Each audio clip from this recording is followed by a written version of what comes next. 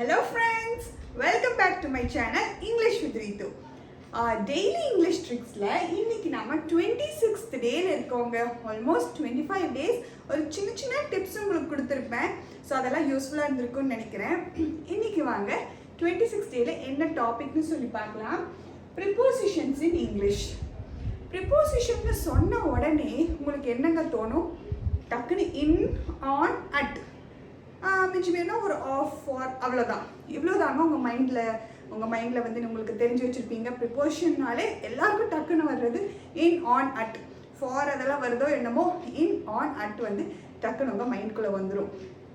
So இந்த மொத்தமாக இங்கிலீஷில் இவ்வளோ ப்ரிப்போசிஷன்ஸ் இருக்கா, எவ்வளோ ப்ரிப்போஷன்ஸ் இருக்குது, நம்ம டே டு டே எவ்வளோ யூஸ் பண்ணுறோம், அதை பற்றி ஒரு ஹிண்ட் தெரிஞ்சுக்கதாங்க இந்த கிளாஸு. அதுக்கப்புறம் நான் ஒவ்வொரு ப்ரிப்போஷன்ஸ் பற்றியாக வந்து நம்ம டீப்பாக அடுத்தடுத்த கிளாஸு நம்ம படிக்க போகிறோம். ஸோ இன்றைக்கி பார்த்தீங்கன்னா இங்கிலீஷில் மொத்தம் 100லேருந்து 150 ப்ரிப்போஷன்ஸ் இருக்குங்க. எவ்வளோ? 100 to 150. ஆச்சரியமாக இருக்குல்ல? நானும் அப்படி தாங்க ஆச்சரியப்பட்டேன். ஸோ அந்த மாதிரி இவ்வளோ ப்ரிப்போஷன்ஸ் இருக்குது. அதில் நம்ம டெய்லி யூஸ் பண்ணுற ப்ரிப்போஷன்ஸ் பார்த்தீங்கன்னா ஒரு 70 ப்ரிப்போஷன்ஸ் நம்ம ஒரு டெய்லி யூசேஜில் நம்ம வந்து யூஸ் பண்ணிகிட்டு இருக்கோம். நம்ம காமனாக யூஸ் பண்ணுறது உங்களுக்கே தெரிஞ்சது தான். இன், அட், இன், ஆன் காமனாக யூஸ் பண்ணுறது இந்த by, for, to. I went டூங்கிற யூஸ் பண்ணாமல் விட மாட்டோம். இந்த ஃபார், பை இதெல்லாமே வந்து காமனாக நம்ம யூஸ் பண்ணுறது, எப்பயுமே யூஸ் பண்ணுற ப்ரிப்போஷன்ஸ்க்கு. ப்ரிப்போசிஷன்ஸே பார்த்தீங்கன்னா ஒன் வேர்ட் காம்பவுண்ட் ப்ரிப்போஷன்ஸ்னு சொல்லுவோம். ஒன் வேர்டு வந்து உங்களுக்கு தெரிஞ்சுதான், இது எல்லாமே ஒன் வேர்டு தான். அதோட அபவ், பிஃபோர், ஆஃப்டர், டியூரிங் இந்த மாதிரி அலாங் அதெல்லாம் வந்து ஒன் வேர்டில் இருக்கிற ப்ரிப்போஷன்ஸுங்க. இதெல்லாமும் ப்ரிப்போசிஷன்ஸா அப்படின்னு சில பேருக்கு தெரியாமல் கூட இருக்கும். ஸோ அதெல்லாம் தெரிஞ்சுக்க தான் இந்த செஷன் எடுத்திருக்கேன். ஸோ காம்பவுண்ட் ப்ரிப்போஷன்ஸ்னு சொல்லுவாங்க. அது பார்த்தீங்கன்னா அக்கார்டிங் டு, இது ஒரு ப்ரிப்போசிஷனுங்க.